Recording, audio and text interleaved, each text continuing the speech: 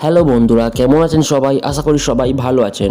ভারত নিজের সামরিক শক্তি ক্রমাগত বৃদ্ধি করে চলেছে, কিন্তু আপনারা অনেকেই ভাবছেন ভারত একটা শান্তিপ্রিয় দেশ। কিন্তু ভারত এত হাতিয়ার প্রত্যেক বছর কেন তৈরি করে বা অন্য দেশ থেকে আমদানি করে? এর কারণ জানতে হলে আপনাকে পুরো ভিডিও শেষ অবধি দেখতে হবে। আর ভিডিও ভালো লাগলে ভিডিওতে লাইক এবং চ্যানেল সাবস্ক্রাইব অবশ্যই করে নেবেন। বন্ধুরা, ভারত শান্তি প্রধান দেশ হলেও তার আশেপাশের দেশগুলো কিন্তু সবসময় ভারতকে দখলে নিতে চায়, যেমন পাকিস্তান আর চীন। আপনারা অনেকেই জানেন 20 অক্টোবর 1962 থেকে 21 নভেম্বর পর্যন্ত ভয়াবহ যুদ্ধ চলেছিল ভারত এবং চীনের মধ্যে অরুণাচল প্রদেশকে নিয়ে। আর এই যুদ্ধে ভারতকে পরাজয় স্বীকার করতে হয়। আর এর মূল কারণ ছিল ভারতের ডিফেন্স সিস্টেম এবং তাদের উইপেন।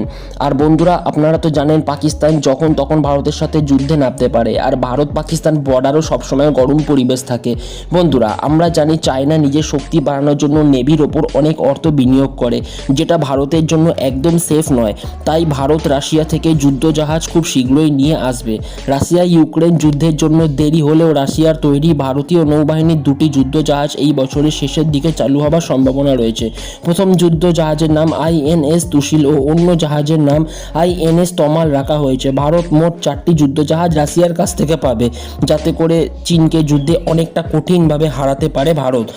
নতুন নৌঘাঁটি তৈরি করবে ভারত। বন্ধুরা, যুদ্ধজাহাজ বাড়াতে গেলে নৌঘাঁটিও বাড়াতে হবে। ভারত মহাসাগরে নজরদারি আরও বাড়াতে ভারত লাক্ষাদ্বীপের নতুন নৌঘাঁটি তৈরি করলো। ভারত লাক্ষাদ্বীপের নতুন নৌঘাঁটির উদ্বোধন করলো মিনিকয় দ্বীপে। সেই ঘাঁটির নাম INS জটায়ু। এই ঘাঁটি তৈরির প্রধান লক্ষ্য পশ্চিম আরব সাগরে জলদস্যুদের সাথে মোকাবিলা করা। লাক্ষাদ্বীপের সবচেয়ে দক্ষিণের দ্বীপের নাম মিনিকয়। ভারতের নৌবাহিনীর অভিযানিক ক্ষমতা আরও বাড়বে বলে দাবি করেছে।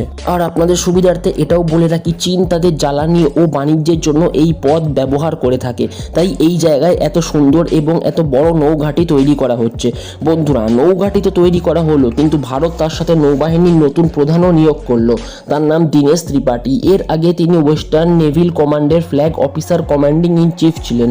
তার 40 বছরের দীর্ঘ কর্মজীবনে তিনি ভারতীয় নৌবাহিনীর অনেক গুরুত্বপূর্ণ দায়িত্ব কাজ করেছেন। তিনি প্রথম 1985-তে নৌবাহিনীতে জয়েন করেন। তিনি একজন যোগাযোগ ও ইলেকট্রনিক যুদ্ধ বিশেষজ্ঞ। আজকের ভিডিওর ইনফরমেশন আপনাদের কেমন লাগলো অবশ্যই জানাবেন। আপনি কোন দেশ থেকে আমাদের ভিডিওটা দেখলেন সেটাও আমাদের কমেন্ট সেকশনে অবশ্যই জানাবেন। আর ভারত আর চীনের মধ্যে যুদ্ধ হলে কে জিতবে সেটাও আপনি আমাদের জানাতে পারেন।